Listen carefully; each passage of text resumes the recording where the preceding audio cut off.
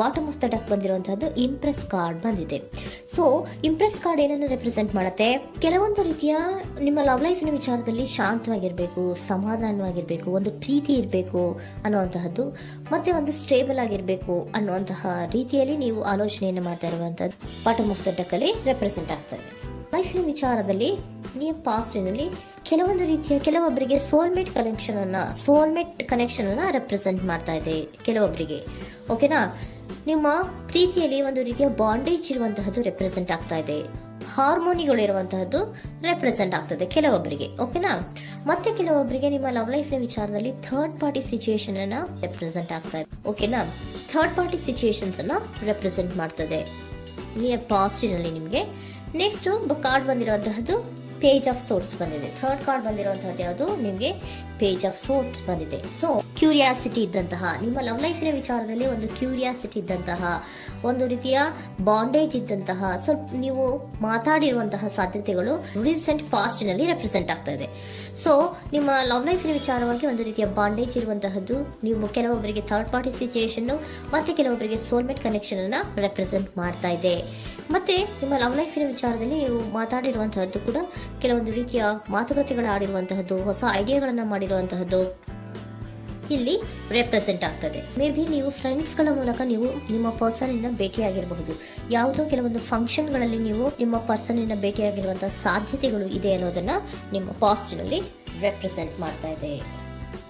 Next, at ಪ್ರೆಸೆಂಟ್ನಲ್ಲಿ ಯಾಕೋ ನಿಮ್ಮ love ಲೈಫಿನ ವಿಚಾರದಲ್ಲಿ ಫೀಲಿಂಗ್ ಲೆಫ್ಟ್ ಔಟ್ ಆಗಿರುವಂತಹ ಸಾಧ್ಯತೆಗಳು ರೆಪ್ರೆಸೆಂಟ್ ಆಗ್ತಾ ಇದೆ. ಅಟ್ ಪ್ರೆಸೆಂಟಿನಲ್ಲಿ ಯಾಕೋ ಕೆಲವೊಂದು ರೀತಿಯ ಚಿಂತೆಗಳಿರುವಂತಹದ್ದು, ವರೀಸ್ಗಳಿರುವಂತಹದ್ದು, ಬೇಜಾರಿನಲ್ಲಿ ನಿಮ್ಮ ಲವ್ ಲೈಫಿನ ವಿಚಾರದಲ್ಲಿ ಇರುವಂತಹದ್ದು ರೆಪ್ರೆಸೆಂಟ್ ಆಗ್ತಾ ಇದೆ. ಯಾಕೆ ಅಂದ್ರೆ ನಿಮ್ಮ ಲವ್ ಲೈಫಿನ ವಿಚಾರವಾಗಿ ಕೆಲವೊಂದು ರೀತಿಯ ಬದಲಾವಣೆಗಳಾಗ್ತಾ ಇರುವಂತಹದ್ದು ರೆಪ್ರೆಸೆಂಟ್ ಆಗ್ತಾ ಇದೆ. ಯಾಕೋ ಕೆಲವೊಂದು ಚೇಂಜಸ್ಗಳಾಗ್ತಾ ಇರೋದ್ರಿಂದ ನೀವು ಬೇಜಾರಿನಲ್ಲಿ ಇರುವಂತಹದ್ದು.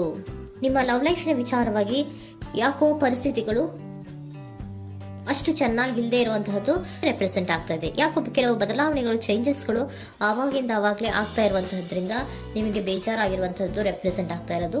ಮತ್ತೆ ಥರ್ಡ್ ಕಾರ್ಡ್ ಬಂದಿರುವಂತಹದ್ದು ಕ್ವೀನ್ ಆಫ್ ವ್ಯಾಂಡ್ಸ್ ಬಂದಿದೆ. ಸೊ ಕ್ವೀನ್ ಆಫ್ ವ್ಯಾಂಡ್ಸ್ ಏನಕ್ಕೆ ನಿಮಗೆ ಪದೇ ಪದೇ ಚೇಂಜಸ್ಗಳಾಗ್ತಾ ಇದೆ? ಆ ಚೇಂಜಸ್ಗಳಿಂದ ಯಾಕೋ ಕೆಲವೊಂದು ರೀತಿಯ ವೇರಿಯೇಷನ್ಗಳು ಆಗ್ತಾನೆ ಇರೋದ್ರಿಂದ ನಿಮಗೆ ಬೇಜಾರಾಗ್ತಾ ಇದೆ.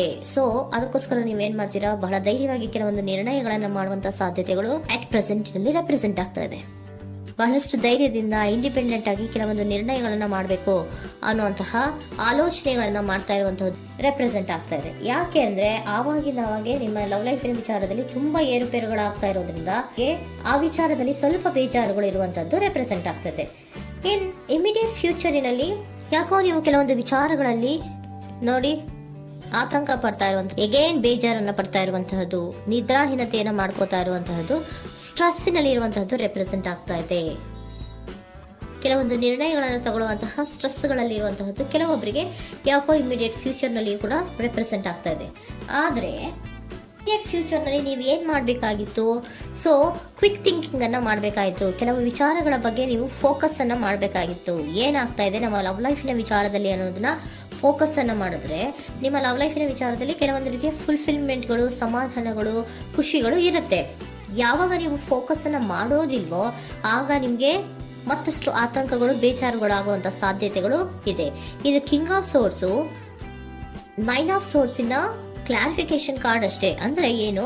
ನೀವು ಕೆಲವೊಂದು ವಿಚಾರಗಳಲ್ಲಿ ಫೋಕಸ್ ಅನ್ನ ಮಾಡಬೇಕು. ಲವ್ ಲೈಫಿನ ವಿಚಾರಗಳಲ್ಲಿ ಫೋಕಸ್ ಅನ್ನ ಮಾಡಿ ಕೆಲವೊಂದು ರೀತಿಯ ಆಕ್ಷನ್ಸ್ ಗಳನ್ನ ತಗೊಂಡ್ರೆ ಫುಲ್ಫಿಲ್ಮೆಂಟ್ ಗಳಾಗುವಂತಹ, ಸಮಾಧಾನಗಳಾಗುವಂತಹ, ಖುಷಿಗಳಾಗುವಂತಹ ಸಾಧ್ಯತೆಗಳು ಇದೆ.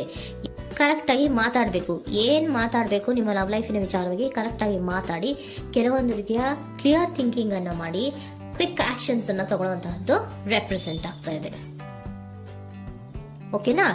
ಇದಿಷ್ಟು ನಿಮ್ಮ ಕಾರ್ಡ್ಸ್ನ ರೀಡಿಂಗು.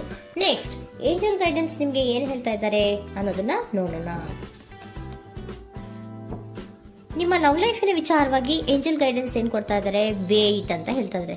ಸ್ವಲ್ಪ ತಾಳ್ಮೆಯಿಂದ ಇರೋ, ಅವಸರದಲ್ಲಿ ಯಾವ ನಿರ್ಧಾರವನ್ನ ಕೂಡ ಮಾಡಬೇಡ ಅನ್ನೋದನ್ನ ಏಂಜಲ್ ಗೈಡೆನ್ಸ್ ಕೊಡ್ತಾ ಇದ್ದಾರೆ. It's up to you. ಇದು ಎಲ್ಲ ನಿನಗೆ ಬಿಟ್ಟಿರುವಂತಹದ್ದು. ಬೇಗ ಬೇಗ ಕೆಲವೊಂದು ನಿರ್ಧಾರಗಳನ್ನ ಕ್ವಿಕ್ ಥಿಂಕಿಂಗ್ ಅನ್ನ ಮಾಡಿದ್ರು ಕರೆಕ್ಟ್ ಆಗಿ ಕ್ಲಿಯರ್ ಥಿಂಕಿಂಗ್ ಅನ್ನ ಮಾಡಬೇಕು. ಸೊ ಕ್ಲಿಯರ್ ಥಿಂಕಿಂಗ್ ಅನ್ನ ಮಾಡೋದಕ್ಕೆ ಲವ್ ಲೈಫ್ ನ ವಿಚಾರವಾಗಿ ಸ್ವಲ್ಪ ಟೈಮು ಬೇಕಾಗುತ್ತೆ. ಅದಕ್ಕೋಸ್ಕರನೇ ಏಂಜಲ್ ಗೈಡೆನ್ಸ್ ನಿಮ್ಗೆ ಏನ್ ಕೊಡ್ತಾ ಇದ್ದಾರೆ, ಸ್ವಲ್ಪ ವೇಟ್ ಮಾಡಿ. ಇಟ್ಸ್ ಅಪ್ ಟು ಯು, ಇದು ನಿಮ್ಗೆ ಬಿಟ್ಟಿರುವಂತಹದ್ದು. ಪರ್ಫೆಕ್ಟ್ ಟೈಮಿಂಗ್, ಕೆಲವೊಂದು ವಿಚಾರಗಳಿಗೆ ಪರ್ಫೆಕ್ಟ್ ಟೈಮಿಂಗ್ ಅನ್ನೋದು ಅಥವಾ ಡಿವೈನ್ ಟೈಮಿಂಗ್ ಅನ್ನೋದು ಬರಬೇಕು. ಆಗ ಕೆಲವೊಂದು ನಿರ್ಣಯಗಳನ್ನ ಮಾಡಬಹುದು. ಸ್ವಲ್ಪ ನೀವು ಈಗ ಯಾವುದೇ ರೀತಿಯ ಅವಸರದ ನಿರ್ಧಾರಗಳನ್ನು ಮಾಡೋದು ಬೇಡ ಅಂತ ಹೇಳ್ತಾ ಇದ್ದಾರೆ. ಓಕೆ, ಸರೆಂಡರ್ ಕಾರ್ಡ್ ಏನ್ ಹೇಳ್ತಾ ಇದ್ದಾರೆ ಅನ್ನೋದನ್ನ ನೋಡೋಣ. So surrender frustration doesn't open any doors.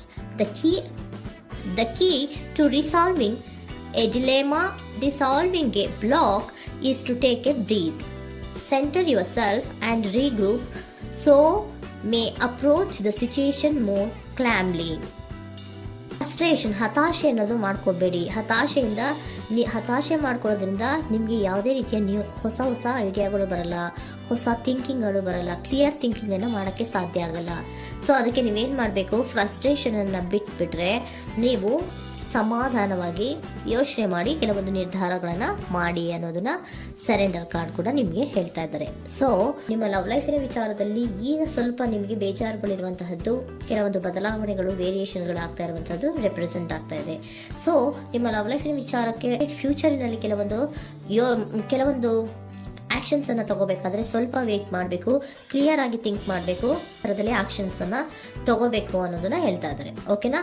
ಆಗ ಮಾತ್ರ ನಿಮ್ಗೆ ನಿಮ್ಮ ಎನರ್ಜಿಯಲ್ಲಿ ಏನ್ ಶಾಂತತೆ ಬರಬೇಕು ಅಂತ ಹೇಳ್ತೀರಲ್ಲ, ಆ ಶಾಂತತೆ ಏನ್ ಬರಬೇಕು, ಲವ್ ಲೈಫಿನ ವಿಚಾರವಾಗಿ ಶಾಂತತೆ ಯಾವಾಗ ಬರುತ್ತೆ ಅಂದ್ರೆ ನೀವು ಕ್ಲಿಯರ್ ಥಿಂಕಿಂಗ್ ಅನ್ನ ಮಾಡಿದಾಗ ಮಾತ್ರ ಬರುವಂತಹದ್ದು ಅನ್ನೋದು ಕಾರ್ಡ್ಸ್ಗಳಲ್ಲಿ ರೆಪ್ರೆಸೆಂಟ್ ಆಗ್ತದೆ.